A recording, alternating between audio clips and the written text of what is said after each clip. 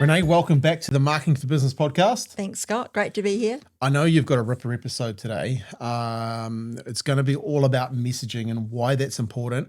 I really believe the environment we're in now, AI, you actually have to have a compelling message. You actually have to stand out. If you don't, and if the AI doesn't know who you are, where you are, and what you have to offer, you're never going to get to why people should buy from you. So why do you think businesses struggle with messaging? And look, and the reason I ask you this question is you've been involved in probably over 50 plus strategy sessions now, dealing with business owners weekly, sometimes twice a day, in these 2-hour long sessions. What are you seeing, and why do people struggle with messaging? Yeah, great question, Scott. And look, it is key. And as we go through those strategy sessions and really map out the foundation of their marketing house with that strategy, quite often there's a bit of a bottleneck around the messaging.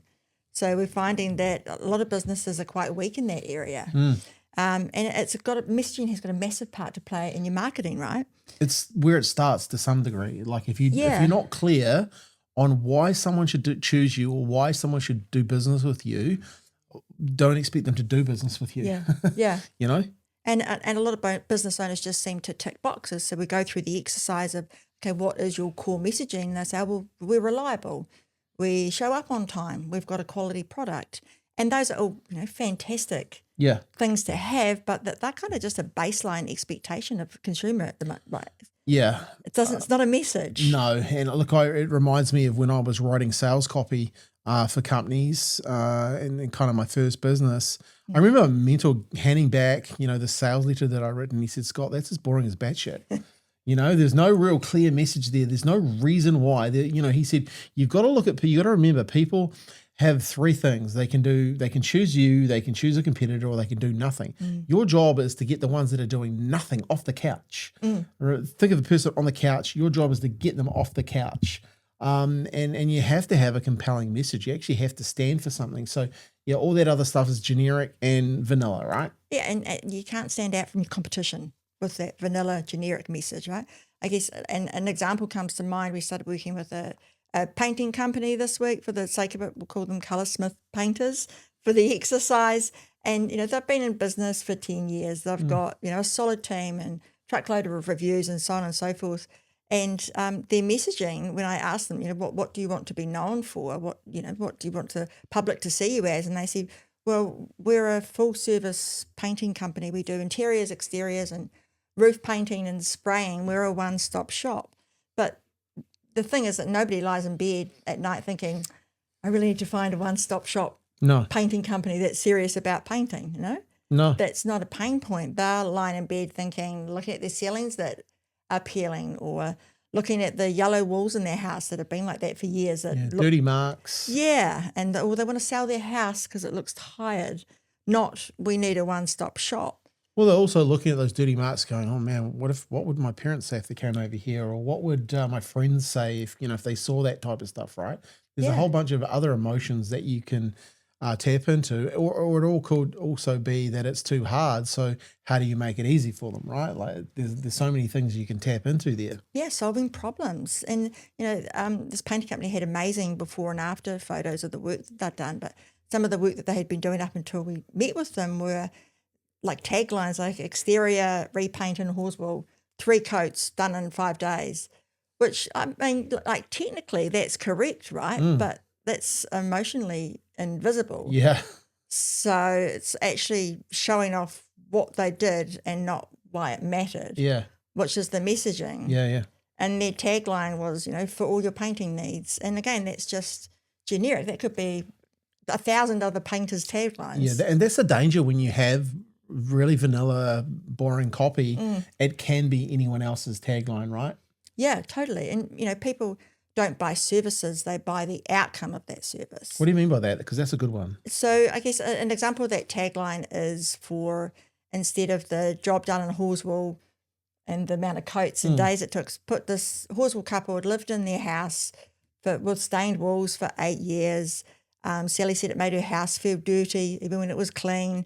So now we've freshened it up. It looks brand new, and she's proud to have friends over again as a caption and on a social post, So that difference in that messaging is it actually moves people because they can Yeah. connect to it. Totally. Yeah. So your messaging really should be about, not about what you do, but about why it matters. Otherwise, it's going to fall flat. And storytelling is a great way to get around that messaging. So there's, some key components to that storytelling, like a bit of a framework that you can work off. So, your message should make the person that you're talking to feel seen. So again, not being generic and addressing their pain points and connecting with them, and then connecting with their emotions. So thinking about how it makes it feel, thinking about how Sally's lying in bed at night looking at her peeling ceiling or, and then, it leads them to take action on that emotion as well. You've got a proven point so you can follow up and show what that end result looks and feels like. And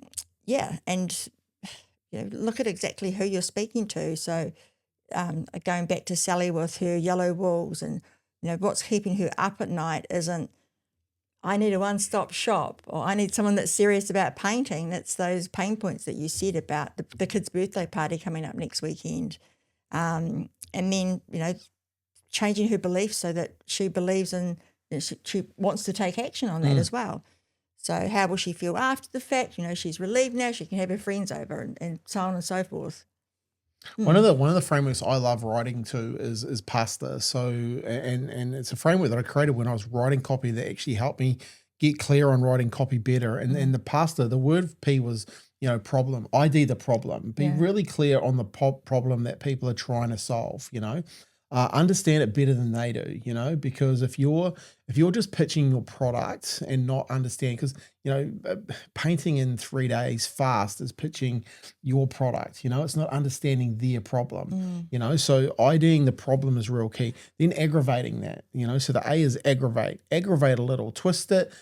Put a bit more fire, a bit more heat under that pain. And I think a lot of people are scared to do that. Don't really do that in their copy because they don't want to stand out to be, or calling things out a wee bit too hard, right? So you've got to understand the problem, aggravate that problem, and it could be for a lot of people, the problem is they don't want to do the painting themselves, but they don't trust other people, right? So you could be hitting it on that problem around trust, who to trust when painting, and then aggravate, like, hey, aggravate that is we agree you shouldn't just trust anyone to paint, but with 35 years experience and 506 Google 5+ Google reviews, so you can twist it there. And then the solution, what is your solution to that? So the S is solution, and maybe you actually have your product is that solution, but frame it in such a way that people can understand the fact that you are doing what Sally actually wants, right? And then it's testimonial proof. So the T there is testimonial proof, and this is the key that a lot of people don't understand today. They're not talking enough about the jobs that they have done. And you can see it, and I know this is a made up one. They don't actually have 500 Google reviews because if they did, they'd be hitting it out of the park. Really lean into those reviews. And then it's the call to action. Make it real simple for people to do business with you. And this is another one we see all the time. It's actually hard to do business with some people. They don't have a clear call to action. They don't have a clear reason why or how to get hold of you. Yeah. It shouldn't be a secret, right? No.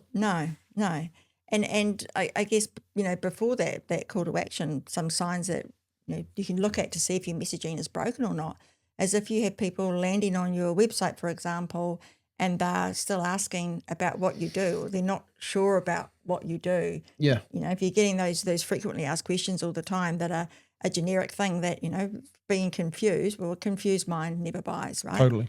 We met with a construction company this week. They've been in business for a few years now, and they've made some really good traction literally on the ground, but their digital footprint is pretty much non-existent. They made a website themselves, and the messaging has nothing to do with what they actually do and the skill set that they have and the problems that they're solving for their customers. And they're doing a standout service, but that messaging just isn't there. So it gets lost. I really liked back in the day, I was studying with Dan Kennedy and he was a really grumpy old copywriter, but he was he learnt this copywriting trade from some of the best in the world, and then learning from guys like Mel Emery, Brett McFall, Peter Godfrey in Australia, and I remember Brett saying one day, "What is the one thing that makes you king?" And I really like that. Okay, so if you go through everything that you do, what is the one thing that makes you king to your customer? And that is gold. If you can start talking to your customers and going, hey, what is the one thing? And I know for like our clients, the one thing that makes us king or queen is the fact that we offer a marketing partner solution. Businesses want to deal with us because if they need a brochure, we can get them a brochure. If they need a video created, we can get them a video created. If they need advice on websites, etc., we actually know who to call, where to go, all that type of stuff, right? It's the one thing that makes us king. So for a lot of businesses, you got to go deep. You got to find out what is that one thing that makes you different, that makes you stand out. And it's got to be compelling versus convincing. What do I mean by that? Well, if I have to convince someone to do something, then chances are my message is gonna have to work. It's gonna be harder to get it to work, right? Versus if it's compelling, people are going to come to you and want you to do it, right? So I think if you can spend some time in that area, just understanding what's that thing that makes us the king, what and a lot of that is hidden in the gems of your reviews, of your surveys, of your case studies, of talking to people, your customers, and finding out, why do they do business with you?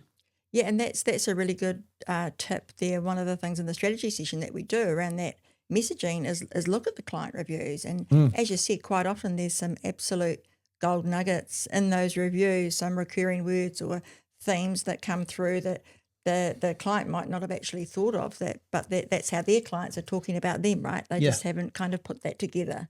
Yeah, which is the fantastic thing with those strategy sessions. Yeah, definitely. Just having someone else look at your message is really key. That's why I had a mentor when I was doing my copywriting that would give me feedback, even though it was brutal sometimes. Like no one wants to be told that their copy is boring as batshit and rewrite it and all that sort of stuff. But you actually need someone else to have another lens on your copy because you're too close to it too. And you just miss some of those subtle things that if you got clear on that, I really believe with copy, it's a couple of little tweaks and you're away to it as well. Especially if you go through a bit more of a framework. Yeah, absolutely. And just having that sounding board sometimes, like you said, you didn't necessarily want that feedback all the time, but it speeds up the process because you get there a lot faster when you've got somebody to brain dump or bounce things off and get some guidance, right? Yeah. And I mean, there's a quick sort of 5-question audit checklist to review your messaging as well that I like to work off. And one of them is your message, is it crystal clear? When someone lands on your website or social media platform, whatever that is, you've got a few seconds for them to know who you are, what you do, and how to get hold of you.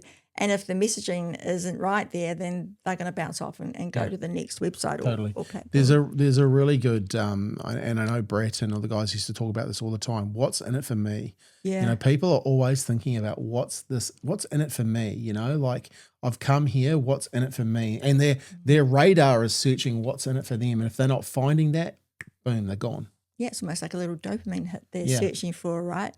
And then, with that, looking at who you're talking to, is it the pain or just the product? I think we've brought that up a lot of times. Think of Sally and her peeling walls, So get really clear on that rather than just going in with what products you're offering. Yeah.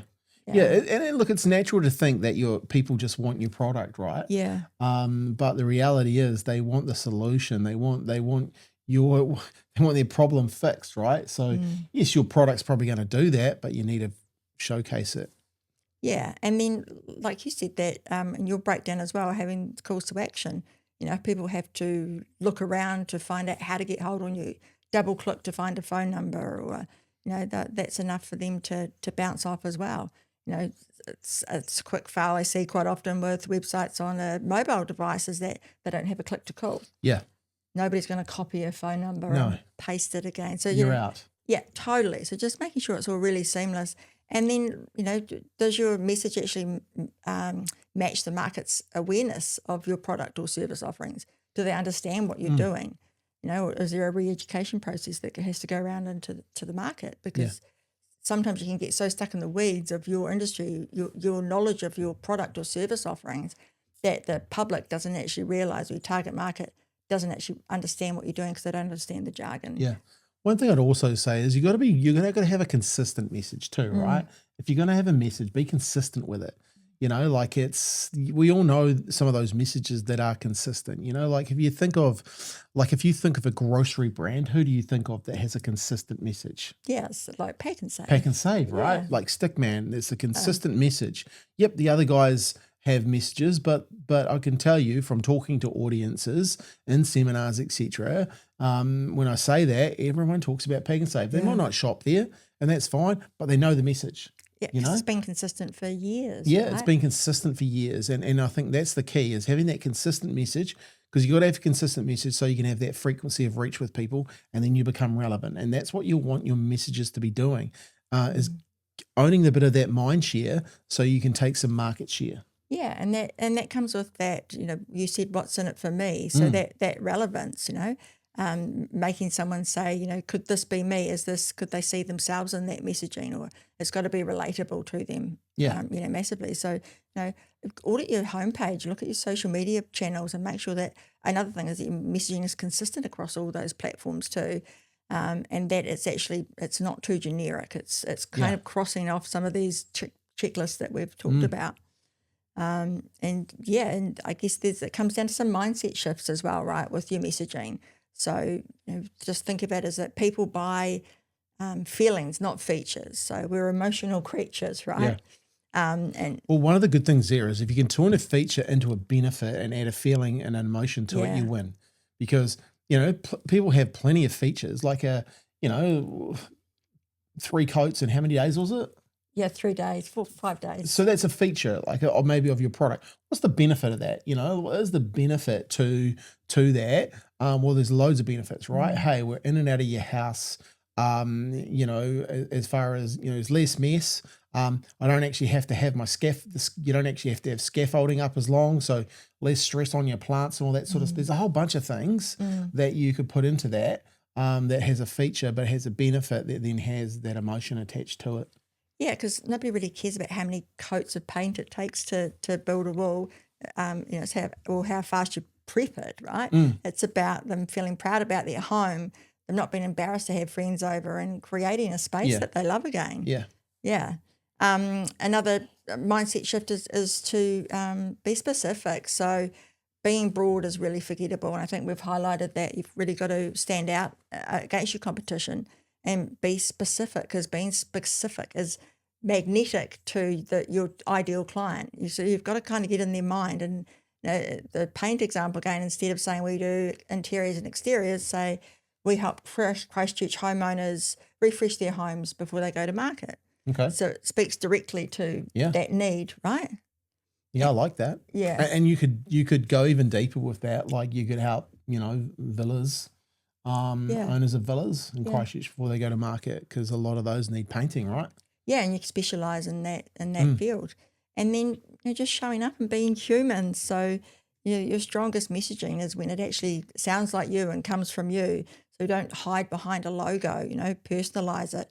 Hop on a video, share a story, share a tip like we're doing now, show your face, because you'll build more trust that way. Yeah. There's some cool ways you could market yourself there. If you're good at juggling, you could juggle your paintbrushes and talk about how life's busy and you're probably juggling a whole bunch of things. There's some real cool creative stuff that you could do to stand out in that marketplace, rather than just having ho hum kind of. And it's interesting when people say, "Oh, we're quiet at the moment." It's like, well, they don't even actually marketing themselves. They don't have a message that stands out, and then they're not doing anything different than anyone else, right? Yeah, totally. And I get it; it's hard. Like marketing's hard. Yeah, but that's when you can hook up with an agency that can help you, right? Totally. Yeah, and then I guess there's the after the message as well. So so after somebody's dialed into your message, so you've got them hooked.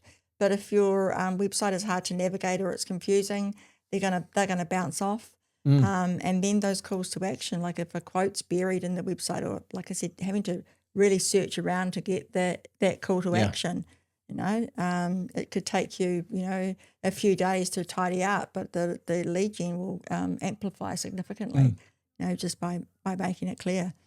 So I guess some examples, like with the colorsmith, the painter, so rewriting their homepage headline and making the get a quote actually really visible. Yeah. Not blending in. And then adding some testimonials to the inquiry page as well, so it backs up that social proof. Yeah. If I was advertising that, if seriously, I would have a landing page specifically to that service, and I'd make that landing page work really, really hard. Yeah. So whatever advertising I was doing, I'd be sending it to that one place and tracking it and split testing that as well. And you'll get business from that. Yeah. How do we know? We do it for that. We do that for our customers already. We're sending traffic to landing pages, and you can have your website, but you still have a specific landing page that you're sending that traffic to. It's built up for that campaign or specific campaign as well. So and it's focused on one thing, and your ad should be focused on doing one thing, which is getting them to the landing page. The landing page is focused on one thing, which is getting them to put in a quote. Yeah, totally. And then the next thing is you should follow up, which people don't do either. Yeah, they don't, right? No. Missed opportunity. So, some small changes can make some really big impact. And one thing that comes out of the strategy sessions as well is that quite often you're not going to come up with it on the spot. So it can take some coming back and fro to some brainstorming, some refining it, leave it for a few days and come back to it, because things could come a lot clearer, you know, and it could be a tweak of just a couple of words that will make such a massive difference. I think that's a really cool thing too, is like, having some time to let your messages, germinate to some degree, for a better word, but to like getting around experts who understand what the customer wants, or can quickly understand what's going on in the marketplace, and getting them involved, because you're too close to it, right? You're way too close to it. You're getting them involved, you start percolating some ideas, and then boom, you have this one big idea.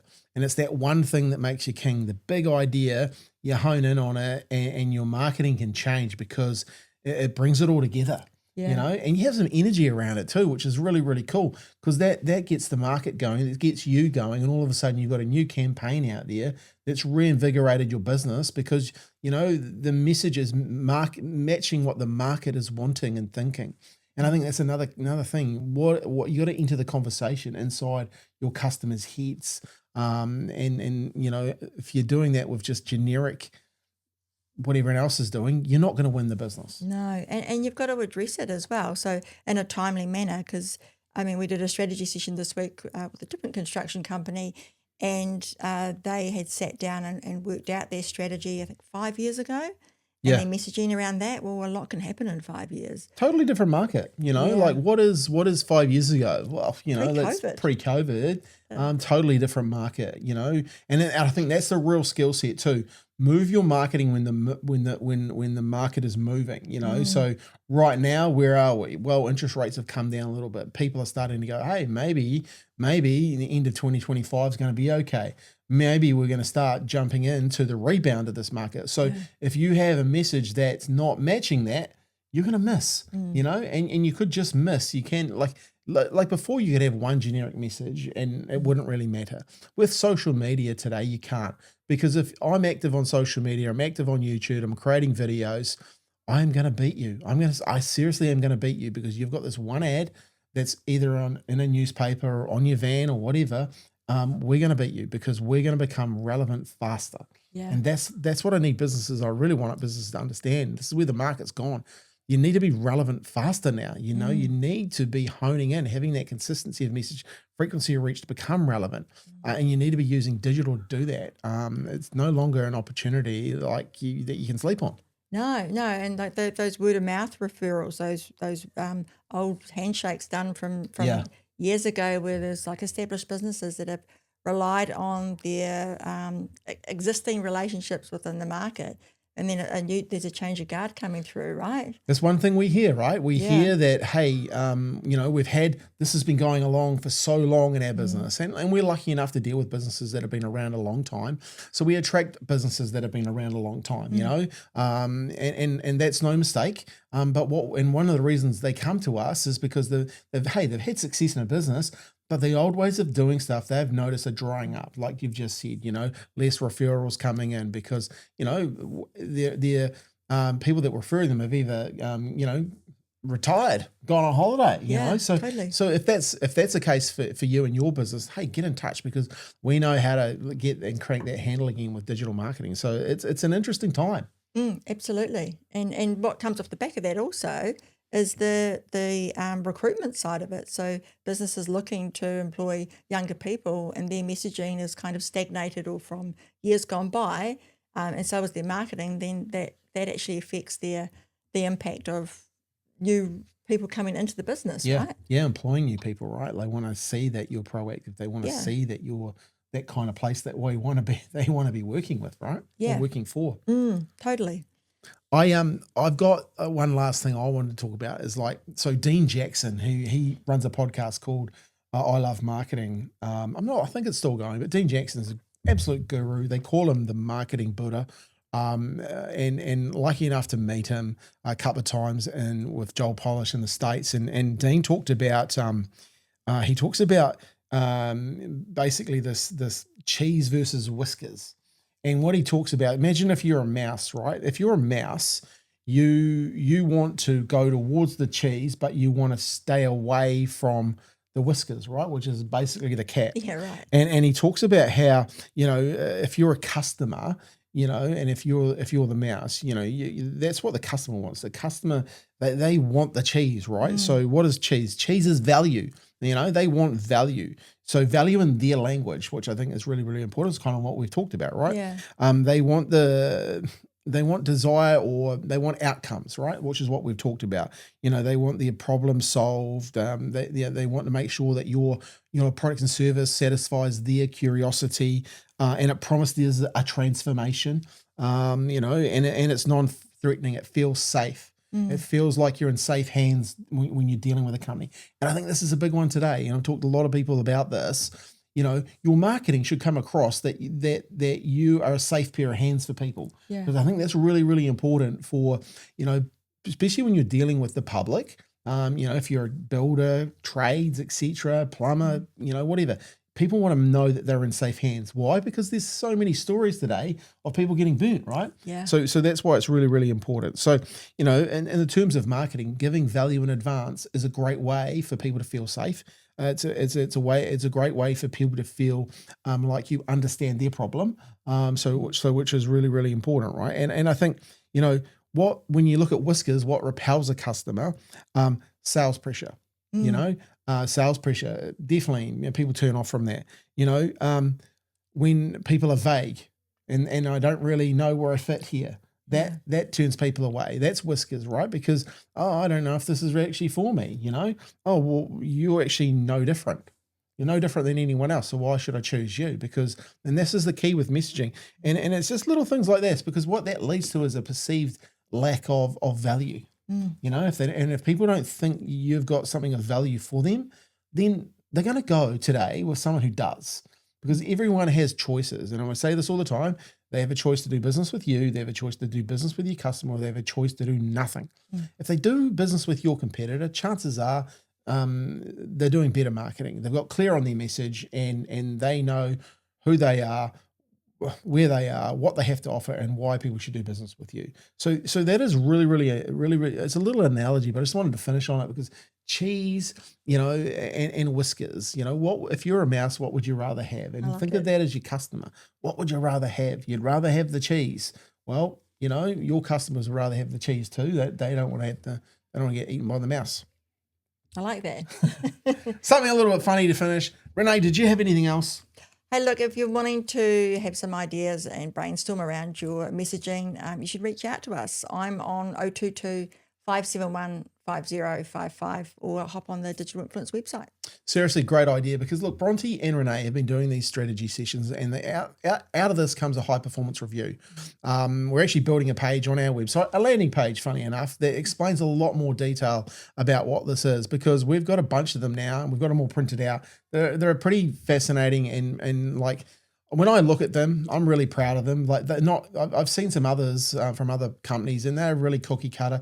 These are bespoke to your business. So, you know, if you get involved, get in touch. If you really want to grow your business, guess what? You're one conversation away from changing your business. And that conversation starts with this phone number, which is 022 571 5055. epic. So get in touch with Renee and let's see if we can help you. I know we can, especially with your message anyway. All right. Hey, thanks for your time. Have a great day. Until then, make sure you have fun, take action, and as always, what is it, Renee? Celebrate your victories. Celebrate your victories.